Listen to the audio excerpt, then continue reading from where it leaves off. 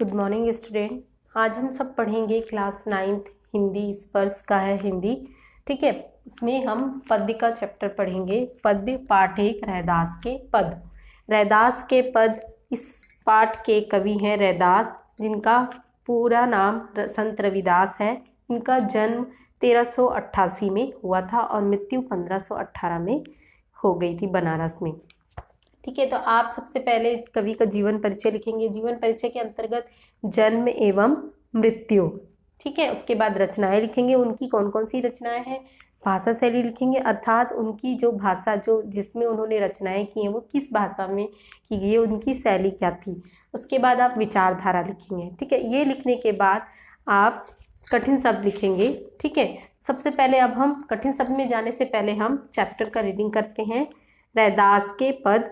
अब कैसे छूटे राम नाम रट लागी, प्रभु जी तुम चंदन हम पानी, जाकी अंग अंग बास समानी, प्रभु जी तुम घन बन हम मोरा, जैसे चितवत चंद चकोरा, प्रभु जी तुम दीपक हम बाती, जाकी ज्योति बरे दिन राती, प्रभु जी तुम मोती हम धागा, जैसे सुनही मिलत सुहागा, प्रभु जी तुम स्वामी हम दासा, ऐसी भक्ति करे रैदासा। अब यहाँ पे रैदास, इस पाठ के कवि का नाम है रैदास। उन्होंने यहाँ पे एक भक्त और भगवान के बीच की बातों को यहाँ पर बताया है।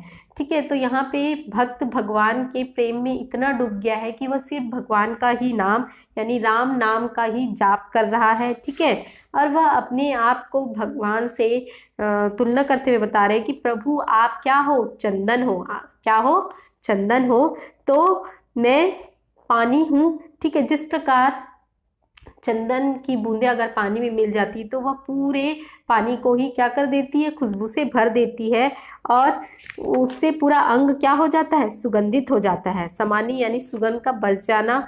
ठीक है, प्रभु जी आगे बता रहे कि प्रभु जी तुम घन बन हम मोरा। अब यहाँ पे कहने कि प्रभु, अगर हे भगवान, अगर आप बादल हो, घन का अर्थ होता है बादल, अगर आप बादल हो तो मैं मोर हूँ। ठीक है, जो बादल को देखकर नाचने लगता है। ठीक है, आगे बता रहे कि जैसे चितवत चंद चकोरा। ठीक, और अगर चकोर पक्षी की तरह। ठीक है, यहाँ पे बताया गया है कि चितवत मतलब होता है देखना और चकोर मतलब एक तीतर है, एक तीतर की जाति का एक पक्षी जो चंद्रमा को हमेशा एकटक देखता है। ठीक है, उसे प्रेम हो जाता है, उससे लगाव हो जाता है, तो वह चंद्रमा को एकटक देखने लगता है।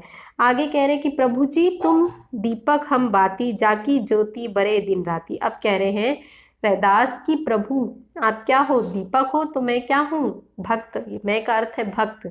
मैं यहाँ बत्ती हूँ यानी उस दीपक में लगाने वाली बाती हूँ। जाकी ज्योति भरे दिन राती, जिस प्रकार दोनों मिलकर रात दिन जलते हैं।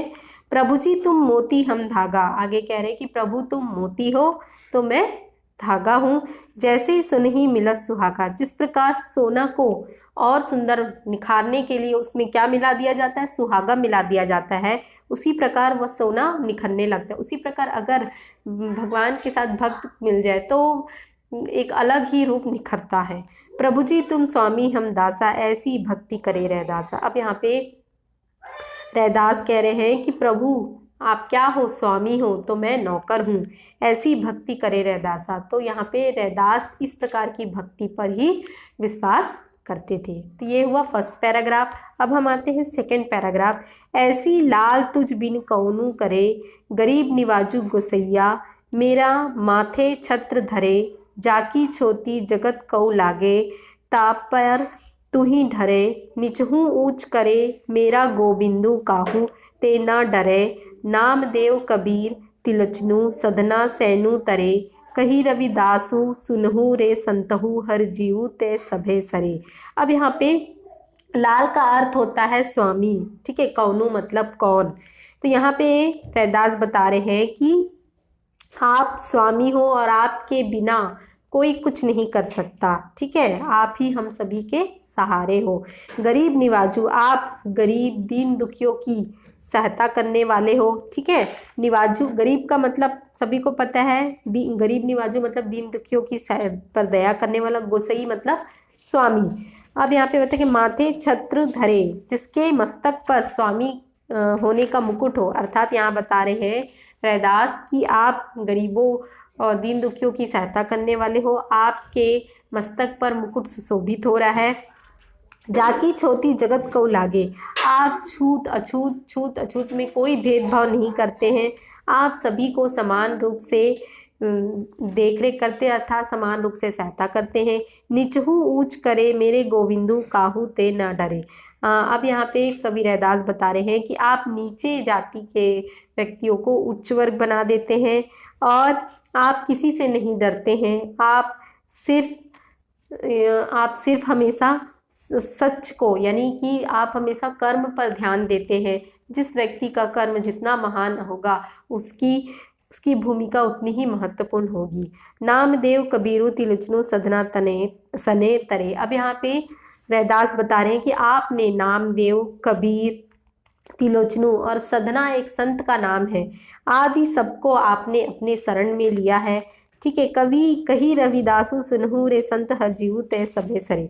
अब यहाँ पे बता रहे हैं कि जो यहाँ पे सनु, ये भी एक प्रसिद्ध संत का नाम है, हरजीऊ भी संत का नाम है, सभे सरे अर्थात कवि संत रविदास कह रहे हैं कि आपने इन सारे, यानी कि हरजीऊ, ठीक है, संधु, इन सारे लोगों को आपने अपने सानिध्य में लिया है। ठीक है। और जितना हो सके इन सब के लिए आपने कुछ ना कुछ किया है, अर्थात आपने सभी को एक समान माना है। कोई उच्च धर्म का है, कोई नीच धर्म का है, आपने कभी किसी के ऊपर भेदभाव नहीं किया है, आपने सभी को समान रूप से देखा है। तो इस पाठ में कवि रैदास जी ने यही बताने का प्रयत्न किया है कि भगवान और भक्त में एक प्रेम होता है जो दोनों में किसी भी प्रकार का भेदभाव नहीं करता है। भगवान हर एक भक्त को उसके कर्म के अनुसार उसके फल देते हैं, अर्थात जो व्यक्ति जितने अच्छे तरीके से भगवान की भक्ति करेगा, अपना कर्म करेगा, वह इंसान उतना ही सफल होगा। इस पाठ में ये बताया गया है। इस प्रकार ये पाठ हमारा कंप्लीट होता है। अब हम आते हैं कठिन शब्द। ठीक है। तो यहाँ कठिन शब्द कुछ बताए गए हैं, आप इन्हें चैप्टर में मतलब अपनी कॉपी में लिखेंगे। चंदन, चितवत, ज्योति, कौनु, निवाजू, सधना, घन और बाती। ठीक है। अब आते हैं हम प्रश्नों के उत्तर में। तो पहले पद में भगवान और भक्त की किन किन चीज़ों से तुलना की गई है? तो यहाँ पे बहुत सारे बताए गए हैं, चंदन हो गया, पानी हो गया, घन, मोर। तो आपको भगवान, भक्त, इसके नोट्स मैंने भेजे आपको, तो आप उसमें देख सकते हैं कि यहाँ पे भगवान और भक्त की तुलना किन किन चीज़ों से की गई है। ठीक है। अब नेक्स्ट है, पहले पद की प्रत्येक पंक्ति के अंत में तुकान शब्दों के प्रयोग से नाच सौंदर्य आ गया, जैसे पानी, समानी। तो इसी प्रकार आपको छाटना है, एक ही टाइप के शब्दों को छाटना है, जैसे राती हो गया। ठीक है। तो ऐसे बहुत सारे, लागी हो गया, तो ऐसे शब्दों को आपको छाट के लिखना है। अब यहाँ नेक्स्ट क्वेश्चन है कि पहले पद में कुछ शब्द अर्थ की दृष्टि से परस्पर संबंध है, जैसे दीपक है, बाती है, मोती है, धागा है, स्वामी है, दासा है। ठीक है। तो दूसरे पद में कवि ने गरीब निवाजू किसे कहा है? दूसरे पद में कवि ने गरीब ने दीन दुखियों को के लिए कहा है, क्योंकि दीन दुखियों की सहायता करने के लिए कोई आगे नहीं आता, लेकिन एक भगवान ही है जो उनके लिए हमेशा भेदभाव ना करके उनकी सहायता करने के लिए तैयार रहते। तो रैदास के इस पाठ का केंद्रीय भाव यही है कि भगवान और भक्त में प्रेम बहुत महत्वपूर्ण रहता है, और साथ ही उसके कर्म जो दोनों को आपस में जोड़े रखते हैं, अर्थात भक्त के कर्म भगवान के साथ जोड़े रखते हैं। ठीक है। इस प्रकार हमारा यह चैप्टर कंप्लीट होता है। Thank you.